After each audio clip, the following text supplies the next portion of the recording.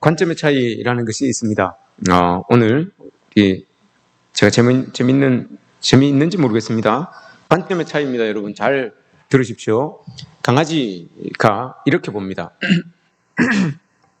이 집 사람들이 나에게 먹이를 주고 사랑을 해주고 또 기분 좋은 따뜻한 집을 제공해주고 귀여워해주고 잘 보살펴 준다. 이 집 사람들은 나의 주인이 틀림없다. 이게 강아지가 보는 관점입니다.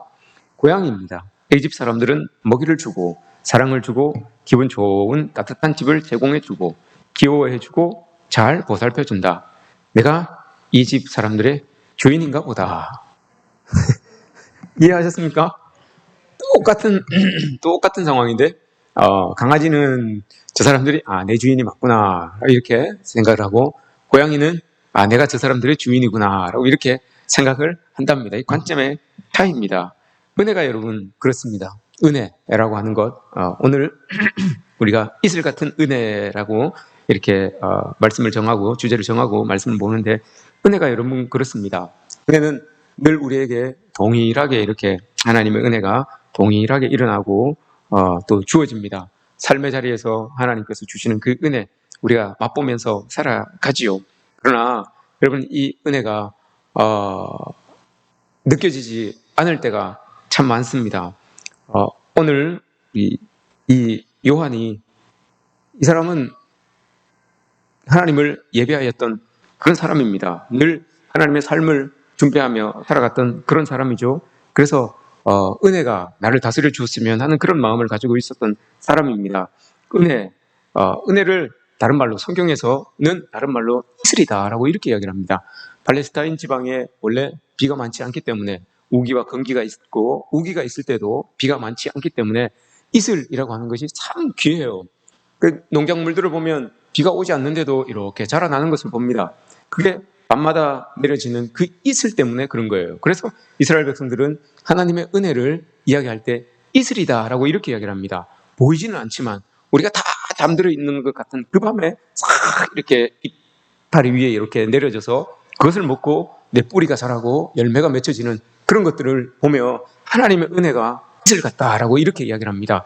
우리 눈에 크게 보여지지는 않지만 우리가 은혜다라고 이렇게 하면 막 눈앞에 큰 일이 일어나고 막 엄청난 일들이 막 일어나야 될 터인데, 그렇지 않아요. 그렇지 않음에도 불구하고 여러분 이슬 같은 은혜가 늘 우리 주변을 떠나지 않는다는 거, 이게 더 큰 은혜예요. 날마다 삶 가운데, 우리의 삶 가운데 여러분 어떤 큰 일들이 펑펑 터져서 펑펑 눈앞에 이렇게 보여지고 할 때 이게 은혜가 아니라, 보여지지는 않는 것 같은데 이게 늘 떠나지 않아요. 우리 곁에 어느덧 이렇게 돌아보면 그게 하나님의 은혜였구나, 이게 하나님의 은혜구나 이렇게 고백할 수 있는, 이게 여러분 참 우리에게 주시는 그 은혜라는 거죠. 촉촉히 우리를 적셔주시는 그 이슬 같은 은혜가 우리 모두에게 있어지기를 축복합니다. 오늘 본문에서 세례 요한이 예수님에 대해서 증언을 합니다. 요한이 그에 대하여 증언하여 외쳐 이르되 내가 전에 말하기를 내 뒤에 오시는 이가 나보다 앞선 것을 나보다 먼저 계심이라 한 것이 이 사람을 가리킴이라 하니라 라고 이렇게 말합니다. 이 말씀을 여러분 잘 들어보시면 이 지금 세례 요한이라고 하는 이 사람은 예수님이 누구인지 알기 이전부터 메시아라고 하는 그분이 예비되어 있으니까 이분이 예수님인지는 모르고 예수님에 대하여서 지금 계속 증언을 하고 또 기다리고 고대하고 있는 그런 삶을 살아가는 사람입니다. 그런데 그가 뒤에 16절 말씀에서 깨닫는 게 있어요. 우리가 다 그의 충만한 데서 받으니 은혜 위에 은혜로라 라고 이렇게 고백을 하고 있습니다. 이 말은 이 은혜라고 하는, 은혜를 고백할 때 은혜가 우리 위에 이렇게 들어온다는 거예요. 예수님을 아직 지금 모르고 있어요. 하나님은 아는데 그 메시아를 아직 이 요한은 모르고 있단 말입니다. 그런데도 우리가 고백하기를 은혜 위에 은혜입니다 라고 이렇게, 우리가 충만한 데서 그 충만함을 받는데 은혜 위에 은혜입니다 라고 이렇게 고백하는 거예요. 그때 여러분 예수 그리스도를 알게 되는 것이고, 그때 예수님이 자기의 삶 가운데로 이렇게 들어오고 있다는 것을 이 요한이 깨닫게 되는 거죠. 여러분 우리도 그런 거예요. 예수님을 알아서 은혜를 고백하는 것이 아니라 은혜를 고백할 때 그 예수님이 더 뚜렷이 알게 되고 더 뚜렷이 보여지게 된다는 것을 오늘 요한이 우리에게 말해주고 있는 거예요. 그래서 여러분 로마서 8장에서 그렇게 이야기를 하는 겁니다. 그러므로 이제 그리스도 안에 있는 자에게는 결코 정죄함이 없나니 이는 그리스도 예수 안에 있는 생명의 성령의 법이 죄와 사망의 법에서 너를 해방하였음이라 라고 이렇게 말하죠. 생명의 성령의 법이 죄와 사망의 법에서 너를 해방하였다. 어느 날 우리들이 은혜 가운데 깨달아지는 것들이 있습니다. 나를 짓눌렀던 그 죄라고 하는 것들, 나를 힘들게 올가매었던 그 죄악의 모습들, 내가 절망했던 모든 일에서 하나님께서 나를 자유케 하셨구나. 이게 로마서 8장에서 고백하는 거예요.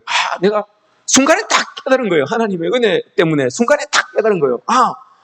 이게 하나님의 은혜구나. 하나님의 은혜가 나에게 들어오니 성령이 나를 다스려 주시는 것이고, 그 성령이 다스리시니까 내 모든 죄악의 끈들이 다 끊어지게 되는 것이구나. 이걸 사도 바울이 고백하는 거죠. 여러분, 은혜가 이런 역할을 합니다. 우리가 알지 못하는 그 순간에 나의 죄악들이 탁 끊어지고 나를 얽매고 있었던 그것들이 여러분 사망의 권세가 딱 끊어지게 되는 것들을 여러분 느끼게 되는 거죠. 이게 그래도 내가 은혜 받고 있는 사람이구나 라고 이렇게 고백하는 거예요. 여러분 어떠십니까? 이런 것들이 순간순간 여러분 살아가는 동안에 이렇게 고백이 되십니까? 여러분 한 번씩 이렇게 고백이 되나요? 그러면 그래도 내가 은혜 가운데 있는 사람이구나. 내가 그래도 하나님 은혜 안에 있는 사람이구나. 이거예요. 근데 이런 고백들, 예수님께서 나의 구원자 되시는구나. 나의 죄를 예수님께서 씻어주시는구나. 나의 죄를 가져가 주셨구나. 라고 하는 그런 고백들이 순간순간 주어질 때 우리는 하나님의 은혜 안에 있는 사람들이다. 라는 것입니다. 여러분들은 하나님의 은혜 안에 있기를 축복합니다. 삶 가운데서 이런 고백들이 여러분 얼마나 많이 주어지는지 모르겠습니다. 무시로 또 무의식 중에 이런 고백들이 많아지겠죠. 은혜 위에 은혜입니다 라고 하는 말씀은 어떤 번역본에서는 이렇게 이야기를 합니다. 은총을 받고 나는 또 은총을 받았습니다. 이런 의미도 있고, 또 은혜 대신 또 다른 은혜를 받았습니다 라고 하는 이런 뜻도 있어요. 그러나 우리가 오늘 본문에서는 이 의미가 더 맞을 것 같아요. 이 은혜 위에 은혜다라고 하는 것은 파도가 탁 한번 치고 나면 그 뒤에 또 파도가 또 이어서 또 탁 쳐옵니다. 그리고 그 뒤에 또 치고 옵니다. 지구가 끝날 때까지 그 파도는 계속해서 한번 치고 또 치고 또 치고 또 치고 오는 거죠. 은혜 위에 은혜라고 하는 것은 이거예요. 이런 의미입니다, 여러분. 우리에게 이런 은혜 위에 은혜가 있어야 됩니다. 한번 은혜를 싹 받고 난 다음에 하나님의 은혜, 그 크신 하나님의 은혜를 여러분 싹 한번 경험하고 난 다음에 이게 안 치면, 파도가 여러분 안 오면 어떻게 됩니까? 그럼 지구가 끝나는 거죠. 지구가 끝나는 거예요. 우리도 여러분 마찬가지예요. 하나님의 은혜가 한번 딱 치고 갔으면 빠른 시일 내에 또 그 은혜가 우리를 또 딱 덮어주는 그런 은혜의 삶이 있어야 되는 거죠. 한번 은혜를 경험했는데 그 시간이 다음 은혜를 경험하기까지가 너무 길어요. 너무 긴 틈을 가지고 있으면 그 시간 동안 우리가 너무 지쳐요. 너무 지치고 너무 힘들어해요. 그래서 실족하게 되고 좌절하게 되는 거죠. 하나님의 은혜는 한번 지나가고 나서 또 곧 바로 또 다른 은혜로 우리를 덮어주시고, 그 은혜 겪고 난 다음에 또 다른 은혜가 우리를 또 이렇게 덮어주시는 그런 삶의 모습들이 우리에게 있어야 됩니다. 요한이 지금 어떤 모습으로 지금 있습니까, 여러분? 요한이 사실 내가 은혜 위에 은혜입니다 라고 이렇게 고백할 상황이 아니잖아요. 지금 요한은 자기가 메뚜기와 석청을 먹으면서 광야에 있어요. 메뚜기와 석청을 먹으면서 광야에 있고, 입은 옷도 약대 털옷 하나 딱 걸치고 저 광야 사람도 없는 그곳에서, 사람들이 듣지도 않는 그곳에서 예수 그리스도의 이름을 증거하며 복음을 증거하고 있는 그게 사람이에요. 먹지도 못하고 초라하고 듣는 사람도 없고 남루하고 이런 모습 속에서 여러분 하나님을 선포하고 있는, 오실 메시아를 선포하고 있는 그런 이 요한의 모습이에요. 근데 요한은 그것을 자기 스스로를 고백합니다. 내가 이래도 나는 은혜 위에 은혜 있는 사람입니다. 은혜 위에 은혜가 나에게 있는 사람입니다. 라고 이렇게 고백하는 거예요. 내가 기다렸던 그분이 바로 여기에 계시는구나. 내가 이렇게 광야에서 외치다 보니 그 하나님이 모든 상황 속에서 자기를 다스리고 있다는 것을, 그걸 자기 스스로 깨닫는 거예요. 자기가 이야기하면서 자기가 깨닫는 거죠. 자기가 느끼는 거예요. 그래서 이 은혜 위에 은혜 있다. 내가 은혜 위에 은혜가 나에게 있다라고 이렇게 고백을 하는 겁니다. 이게 여러분 아무것도 없는 상황 속에서도 이렇게 하나님이 계신다는 것을 느끼면서 자기 은혜를 이렇게 고백하는 것 아니겠습니까? 여러분, 이런 이슬 같은 은혜가 우리를 촉촉하게 덮어주시는 그런 은혜가 여러분 있었으면 좋겠습니다. 예수님의 모습을 담고 있는 그 요한, 그게 여러분 은혜죠. 우리에게도 은혜라고 하는 것은 예수님의 모습을 내가 이렇게 담고 있는 거예요. 내가 담고 있으니 하나님께서 나에게 이렇게 그 은혜라고 하는 것을 이슬처럼 이렇게 부어주는 것 아니겠습니까? 내 속에 예수 닮은 그 모습이 없으면 은혜를 깨닫는 것도 힘들고, 이 요한처럼 깨닫는 것도 힘들고, 그 은혜에 적셔지는 것도 힘들어요. 예수 닮은 모습이 있기 때문에 그 은혜라는 것을 탁 이렇게 내려질 때 그걸 탁 받아들일 수가 있는 것이고 느낄 수가 있는 거예요. 근데 예수 닮은 모습이 여러분 없으면, 예수에 대한 그런 애틋함이 없으면, 이 세례 요한처럼 없으면, 그럼 그냥 광야일 뿐이에요. 그런 상황에 빠질 수밖에 없어요. 그러나 이 세례 요한은 애틋함이 있었기 때문에, 자기의 그 메시아를 기다리는 그 애틋함이 있었기 때문에, 그 예수 닮은 모습이 요한의 몸속에 있었기 때문에, 마음속에 있었기 때문에 그 은혜가 탁 내려질 때 그걸 나의 것으로 탁 받아들여서 그 은혜에 촉촉히 적셔지는 그런 삶을 살아갈 수가 있었던 것이죠. 오늘 여러분 관점의 차이다라고 오늘 이 서두에 말씀을 드렸는데, 여러분 관점의 차이 어떻습니까? 여러분, 우리 삶의 자리에서 일어나는 많은 일들을 이렇게 보시면서 여러분 하나님이 안 계시는 것처럼 그렇게 보여질 때가 많으십니까? 아니면 저것도 하나님께서 은혜로 나에게 허락하신 과정이구나, 상황이구나 라고 이렇게 느껴지십니까? 여러분, 우리가 이런 질문들이 우리에게 던져질 때 여러분 우리는 잘 그리스도인으로서 반응을 해야 됩니다. 오늘 말씀에서 우리가 봐야 되는 것은 그거죠. 우리는 세상을 살아가면서 여러분 은혜가 더해지면, 또 하나님이 우리와 함께 하시면 우리의 손에 쥐게 되는 것이 참 많다고 생각해요. 우리가 우리의 삶에 채워지는 것이 참 많다고 생각합니다. 그러나 여러분, 그건 은혜의 한 면만 이해를 하는 겁니다. 은혜가 우리에게 주어지게 되면, 은혜는 늘 말씀하시는 것은 그거예요. 율법은 우리에게 여러분 채워라 이걸 가지고 습득해라, 채워라라고 이렇게 이야기를 해요. 그러나 늘 삶이 빕니다. 율법은 우리에게 채워라 가득 채워라라고 이렇게 말하지만, 근데 삶을 돌아보면 늘 비어 있어요. 근데 은혜는 그렇지 않아요. 은혜는 우리에게 늘 베풀어라, 나누어라 라고 하는데, 또 우리의 삶을 이렇게 보면 부족한 것이 없어요. 늘 베풀고 늘 나누며 그렇게 살아가는데 부족한 것이 없는 게, 이게 은혜예요. 늘 여러분 하나님께서 그 은혜로 채워주시기 때문에 그러는 거죠. 근데 세상에 그런 비가 없으면 자라지 않을 것처럼 보이는데도 자란단 말입니다. 비가 없어서 다 죽을 것 같은데, 땅볕 아래에 있으니까 다 죽을 것 같은데 자란단 말입니다. 하나님의 은혜가 덮어주시기 때문에, 이슬 같은 은혜가 덮어주시기 때문에 그런 거예요. 여러분, 우리도 마찬가지예요. 우리 삶 가운데 힘들죠, 어렵죠. 그러나 이걸 이겨낸단 말입니다. 이걸 버텨낸단 말입니다. 하나님이 도와주시니까, 하나님이 은혜를 우리에게 이렇게 덮어주시기 때문에 그것들을 이겨내면서 우리가 살아갈 수가 있다는 겁니다. 우리는 여러분 이걸 늘 고백하면서 살아가야 돼요. 부족하다고 해서, 이게 잘 안 보인다고 해서, 이슬처럼 잘 안 보인다고 해서 이 은혜가 여러분 내 곁에서 떠나 있는 게 아니에요. 늘 내 곁에 있는 은혜예요. 그럼 이걸 내가 얼마나 느끼느냐, 얼마나 내가 체감하느냐, 이 모습이죠. 기독교 작가 중에 여러분 보함이라고 하는 사람이 있습니다. 그 사람이 이런 글을 썼어요. 글 중에 나오는 내용입니다. 내가 아직 청년이었을 때 그 친구 집에 초청을 받아서 놀러를 가요. 근데 그 친구가 이야기하기를, 요 지역은, 여기는 네가 오면 안 된다. 이 여기는 네가 안 왔으면 좋겠다라고 이렇게 이야기를 했어요. 그래, 그러면 알았다라고 이렇게 친구끼리 약속을 했습니다. 약속을 하고는 그 집에 초대한 그 친구가 잠깐 집을 나섰어요. 잠깐 집을 나갔는데 그 혼자 남게 됐던 그 친구가 그 방이 되게 궁금했던 거예요. 왜, 뭐가 있어서 저렇게 나를 이렇게 가까이 하지 못하게 할까, 이런 궁금함이 있었어요.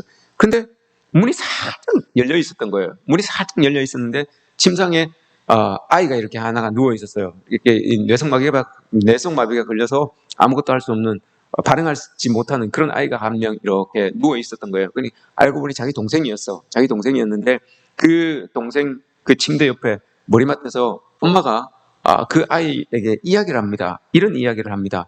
나는 너를 세상에 태어나게 했고 너에게 생명을 주었다. 나는 너에게 먹을 것도 주며 내 모든 것을 자랑하고 지켜주고 있단다. 그런데도 너는 나를 알지 못하는구나. 이런 내용이 있어요. 여러분, 여기에서 이야기하고 싶은 건 그겁니다. 그 엄마의 고민은 사랑이 없기 때문에 하는 고민이 아니에요. 여러분, 사랑이 넘쳐나는 고민이에요. 사랑이 너무 많기 때문에, 너무 많은데도 응답이 없기 때문에 이게 고민인 거예요. 내가 이렇게 너를 사랑하고 내가 이렇게 너를 위하고 이 마음이 쓰이고 애가 쓰이는데 네가 거기에 대하여서 아무 반응도 하지 못하니 내가 얼마나 안타까운지, 내가 얼마나 마음이 더 아픈지, 이걸 이야기하고 싶은 거죠. 그러면서 하나님의 마음을 이야기하는 거예요. 하나님의 은혜가 우리에게 이렇게 적셔지고 우리를 덧입혀 주시는데, 우리가 아무런 삶의 반응이 없으면, 이 어미의 마음처럼 이렇게 고백한다는 거죠. 내가 너를 이렇게 사랑하고 지켜주고 있는데 그런데도 너는 나를 알지 못하는구나, 너는 반응이 없구나 라고, 이렇게 하나님께서, 예수님께서 우리에게 이렇게 말씀하신다는 거죠. 여러분, 은혜 안에 산다는 것은 다른 게 없습니다. 그냥 하나님께서 나를 지켜주시고 나를 보호해 주시고 나와 늘 함께 계신다는 거, 이게 여러분, 이걸 깨닫고 알아가는 거, 이게 여러분 은혜 아니겠습니까?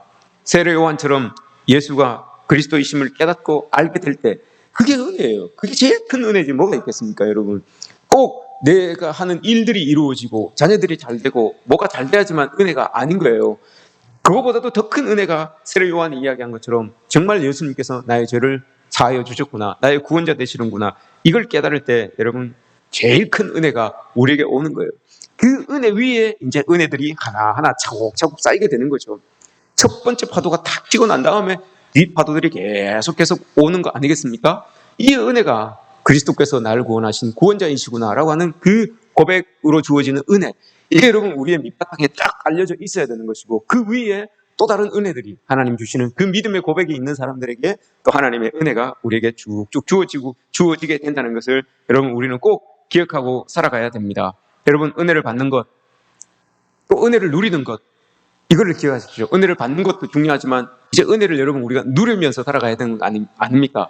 받고만 여러분 가만히 가지고 있으면 아무 그게 없잖아요. 그러나 이것을 가지고 우리가 우리의 삶에서 누리면서 살아가야 되죠. 오늘 우리 표도 그렇잖아요. 은혜를 누리는 사람들이 여기 있습니까? 은혜를 누리면서 살아가야 되는 것 아니겠습니까? 그죠? 은혜를 받고 그냥 끝나는 것이 아니라 은혜를 누리면서 살아가야 되는 그런 우리의 모습이죠.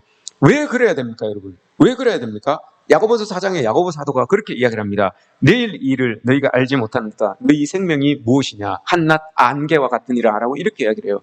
오늘 여러분 우리가 쑥 사라지는 안개인데, 그 오늘 사라지는 안개인데 오늘 주어지는 그 은혜를 우리가 누리지 못하면 그날 은혜는 없는 거예요. 그날 하나님께서 나에게 고백되어진 은혜는 없는 거예요. 그래서 우리 인생이 안개가 있기 때문에 날마다 주어지는 그 은혜를 누리며 살아가야 되는 거죠. 그래서 사도 바울이 고백하기를 나는 날마다 죽습니다라고 하는 이유가 이런 고백이 있기 때문에 그런 거예요. 나는 오늘 받는 이 은혜를 족하기 때문에 이 은혜가 나의 종말, 이 날이 나의 종말일지라도 이 은혜 안에 있으면 나는 죽어도 괜찮습니다, 이 말이에요. 나는 이 은혜 안에 있으면 오늘 죽어도 하나님께 구원받는 하나님의 은혜를 맛본 사람이기 때문에 나는 괜찮습니다, 이런 고백인 거예요. 여러분 어떠세요? 여러분 오늘 죽어도 괜찮습니까? 진짜 우리 어르신들은 조금 그래도 좀 덜 손해보는 그 느낌이에요. 그죠? 좀 살았으니까 그래도, 그죠? 한 60, 70 좀 살았으면 그래도 좀 덜 손해보는 느낌이야. 근데 우리 아이들, 젊은 친구들은 아멘이 그죠? 우리 아들들 저 뒤에 앉아있는데 아마 대답 못 할 거예요. 오늘 죽어도 됐습니까? 그러면 아마 싫다고 그럴 거예요. 그죠? 싫다고 그럴 거예요. 좀 근육 만드는 것도 좀 여자친구한테 보여줘야 되고 뭐 할 게 많을 거예요, 아마. 그죠? 직장 생활을 해서 돈도 좀 많이 벌고 싶고 이런 마음이 있을 거예요. 근데 오늘 죽어도 괜찮습니까? 라고 하면 아마 대답을 못 할 거예요. 운이도 마찬가지일 거예요, 아마. 그죠? 열심히 성공해서 잘 나가는 모습을 좀 보여주고 싶은 마음이 있을 거예요. 근데 사도 바울은 그게 아니에요, 여러분. 사도 바울은 이걸 알았던 거예요. 나는 하나님의 은혜가 날마다 주어지는 걸 아는데 그 날마다 주어지는 그 은혜를 내가 그날 받지 못하면 그날은 없는 거예요. 그날은 나의 삶이 없는 거예요. 나의 삶이 없는 거예요. 그래서 나는 은혜를 오늘 받았기 때문에, 그 은혜를 받았다는 것은 좀 전에 이야기했죠. 예수 그리스도가 나의 구원자 되신다는 그 고백이 있는 거예요. 그 고백이 있기 때문에 그 위에 은혜를 주셨으니까 나는 이 고백이 있는 사람으로서, 은혜 받은 사람으로서 오늘 죽어도 나는 당장 하나님 앞에 설 수 있다는 그 마음이 있기 때문에 종말론적인 삶을 나는 날마다 죽습니다 라고 이렇게 고백하는 거예요. 여러분, 우리도 이런 고백이 우리의 삶 가운데서 날마다 있었으면 좋겠습니다. 그렇다고 하나님이 진짜 죽이지는 않으실 거란 말이죠. 진짜 오늘 하나님 난 날마다 죽습니다라고 해서 진짜 죽이는, 그렇지는 않으신단 말이죠. 이런 은혜가 여러분 우리에게 있었으면 좋겠어요. 우리의 인생은 여러분 한낮 안개와 같은 그런 인생이에요. 해 딱 뜨면 안개는 싹 사라지게 되어 있어요. 그럼 여러분 그날 주어지는 그 은혜를 우리 받지 못하면 그 한날은 나의 인생에서 없는 날이에요. 하나님의 은혜가 나에게 있지 않으면 그날은 나에게 없는 날이다. 이렇게 여러분 생각하십시오. 잠자리 들 때마다 하나님의 은혜가 나에게 오늘 있었다라고 하면 그날은 365일 중에 한 날로 동그라미 치시고, 그렇지 않으면 그날은 X표를 치십시오. 그래서 한번 1년 지나고 나서 한번 보십시오. 달력을 보시고 내가 은혜 안에 있은 날이 며칠이나 있었는지, 아니면 죽은 날은 내가 며칠이 있었는지 한번 체크 한번 해보십시오, 여러분. 그러면 내가 은혜 안에 산다는 게 뭔지 좀 더 우리가 경각심을 가지고 살아갈 수가 있을 것입니다. 여러분, 사도 바울이 고백합니다. 내 은혜가 내게 족합니다. 내 은혜가 내게 족합니다. 하루에 하나님께서 주시는 그 은혜가 나는 족합니다. 그래 나는 오늘 죽어도 괜찮습니다. 라고 이렇게 고백하죠. 여러분, 우리 하나님께서 여러분들에게 주시는 은혜가 어떠십니까? 족하십니까? 부족하십니까? 족하십니까? 부족하십니까? 사도 바울은 내 은혜가 내게 족하다라고 이렇게 했어요. 부족합니다라고 아마 이야기하려고 했다가 부자가 안 나온 것 같아요. 그죠? 족합니다라고 이렇게 이야기한 것 같은데, 여러분, 내 은혜가 내게 족합니다. 여러분, 우리의 삶이 욕심낸다고 삶이 만족스러워지는 것도 아닙니다. 여러분, 많은 것들을 손에 쥐고 있다고 해서 우리의 삶이 만족스러워지는 것도 아니에요. 하나님께서 주시는 그 은혜 안에 있으면 그 삶이 만족이고 그 삶이 행복이고 그 삶이 축복인 거예요. 여러분, 우리가 그런 여러분들이 되었으면 좋겠습니다. 고난 중에 있어도, 어려운 중에 있어도, 눈물 짓게 하는 그런 상황 속에 있어도 하나님이 여러분 이슬처럼 우리를 촉촉히 적셔주시는 그 은혜가 있어요. 가랑비에 옷 젖는다고 이슬이 여러분 우리의 옷을 이렇게 적셔서 정말 그 옷이 다 젖게 만들어 갑니다. 여러분, 예수님의 은혜가 우리의 삶, 메마른 삶의 이런 모습으로 우리에게 다가왔으면 좋겠습니다. 여러분들의 모든 삶이 펄펄 먼지 나는 그런 삶이 아니라 하나님의 은혜로 촉촉히 적셔져서 그곳에서 꽃도 피고 열매도 맺혀지고 또 식물도 자라날 수 있는 그런 우리의 삶이 되었으면 좋겠습니다.